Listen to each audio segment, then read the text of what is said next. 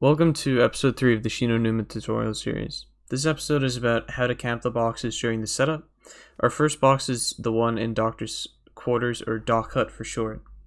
But before we go any further, something important that needs to be said about the camping of these boxes is there's a lot of RNG to it. In every hut, there is a randomized perk.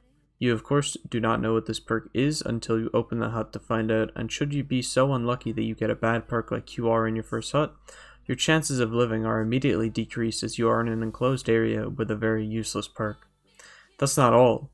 You also have to worry about your gun RNG. You have a higher chance of getting the guns you do not want over the guns you do want. This is obvious. These two things combined will make your life very difficult when camping the boxes and will decrease your chances of living by quite a lot. So do not blame yourself for dying during the setup in these areas. They are quite difficult to get used to. Even Shi No players like myself, Mango, Phaser, etc., still die during the setup. It's never something you will master. You do, however, have one upside when camping the hot boxes. You have a trap. This trap is very useful, as when used below the round of 20, it will kill the majority of the round and helps tremendously with hitting the box faster, and it will help saving your life. So, Doc Hut. Usually what I do when I enter Doc Hut, I will turn on the trap, depending on my gun of course. For example, in this clip, I have a WAF and a ray gun, but the round is too high for me to not turn the trap on, so I must turn on the trap.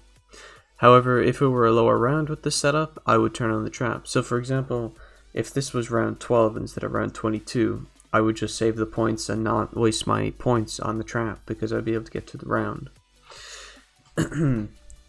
I then hit the box and wait to see what my perk is that I get. In this clip, I got Jug. Now I turn on the trap. So, pretty much how you play this room, it's mainly about doing loops around the room and looking for openings wherever. If you have the right guns and you have a good spatial awareness, you will very rarely die. However, some people, including myself, still slip up.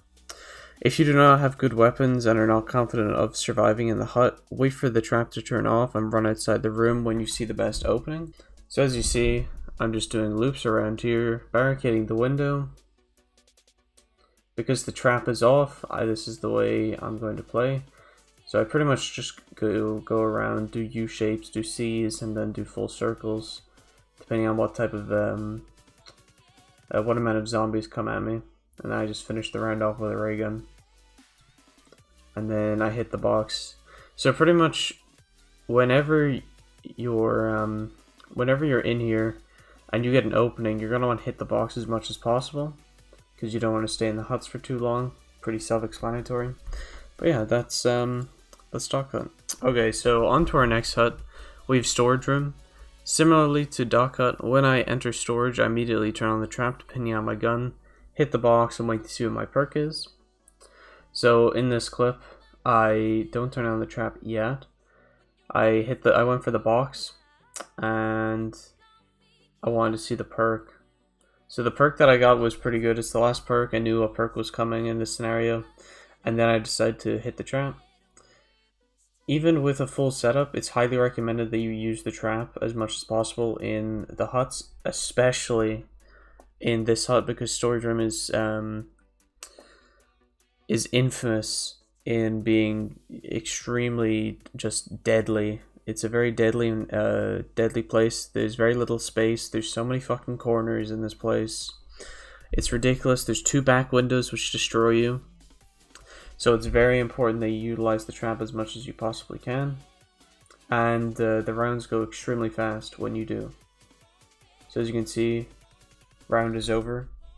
So yeah, that's my advice to you for storage.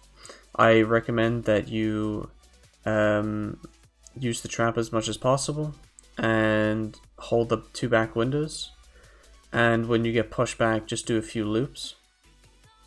So we're gonna check this round. I'm gonna show you how to play without trap, because this will happen a lot. So this is how I play the room without trap.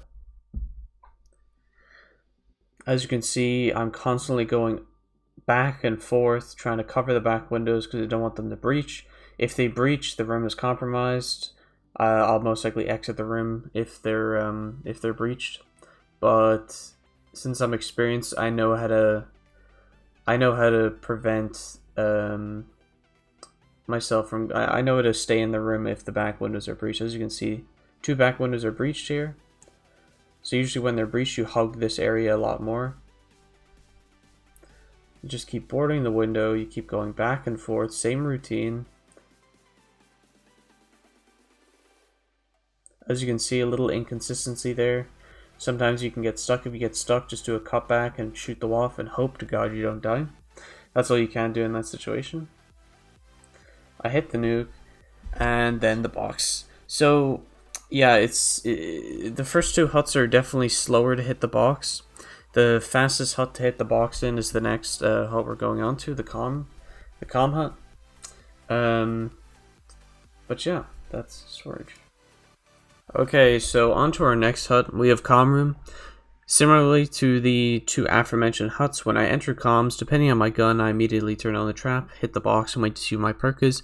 In this clip, I had dogs, so since I had dogs, I did not immediately turn on the trap or go for the box. I finished the dog round first, and then I start hitting the box.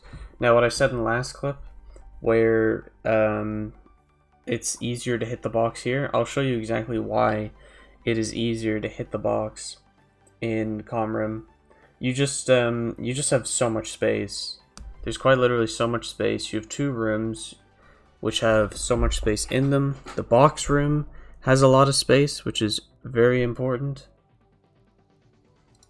Depending on what RNG you have, it makes the huts easier to camp. For instance, if you have monkeys, it makes the huts 10 times easier to camp. If you have a WAF, it makes the huts way easier to camp. Same with the ray gun. But you have to make do with what you can. As you can see here, there's no point in me using the trap because I'm currently just going for points. And I'm in a situation where I just don't need to use the trap. There's so much room here. I'm confident in my play. As you can see, I just utilized the Betties.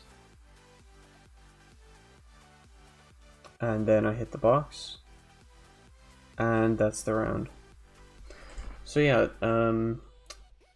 that's playing comms with no hut. Or sorry, that's playing comms with no trap.